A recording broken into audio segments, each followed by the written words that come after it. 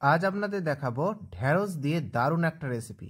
যারা ঢ্যাঁড়স খেতে পছন্দ করেন না তারাও এই ঢ্যাঁড়স চেটে পুটে খাবে। তার জন্য প্রথমে আমরা একটা মশলা বানিয়ে নেব। সর্ষে, পোস্ত আর জিরে এটাকে আমরা ঘুরিয়ে নিলাম গুঁড়ো করে।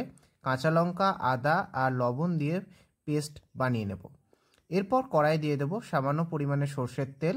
এবার ওখানে আমরা এই বড় বড় করে ঢ্যাঁড়সগুলো কেটে রেখেছি, সেখানে সামান্য পরিমাণে লবণ দিয়ে এটাকে আপনাদের ভালোভাবে ভেজে নিতে হবে যতক্ষণ না পর্যন্ত এখান থেকে এর লালা বেরিয়ে যাচ্ছে। ব্যাস, তারপরে তুলে নিতে হবে এইভাবে লালচে করে। তারপর আবার কড়াইয়ের মধ্যে আমরা দিয়ে দেবো সামান্য পরিমাণে তেল, ওতে দিয়ে দেবো কালো জিরে। এবার ওই পেস্টটা এর মধ্যে দিয়ে দেব।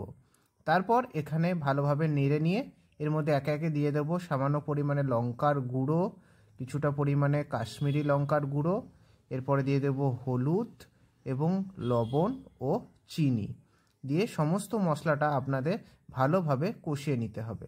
যখন দেখবেন সামান্য পরিমাণে তেল ছেড়ে এসছে, তখন এর মধ্যে দিয়ে দেবেন সামান্য পরিমাণে জল। জল দিয়ে আপনাদের এটাকে আবার ভালোভাবে ফোটাতে থাকতে হবে। 2 থেকে 3 মিনিট পর যখন এটা ফুটে উঠবে, তখন আগে থেকে ভেজে রাখা ঢ্যাঁড়সগুলো এর মধ্যে দিয়ে দেবেন। ব্যাস, তারপরে ঢাকা দিয়ে 2 থেকে 3 মিনিট ফোটালেই রেডি হয়ে যাবে কিন্তু ঢ্যাঁড়স পোস্ত সর্ষে।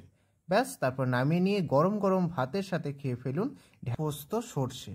তাহলে যদি আমার এই রেসিপি ভালো লেগে থাকে অবশ্যই লাইক করবেন আর আমার চ্যানেলটিকে সাবস্ক্রাইব করবেন। ধন্যবাদ।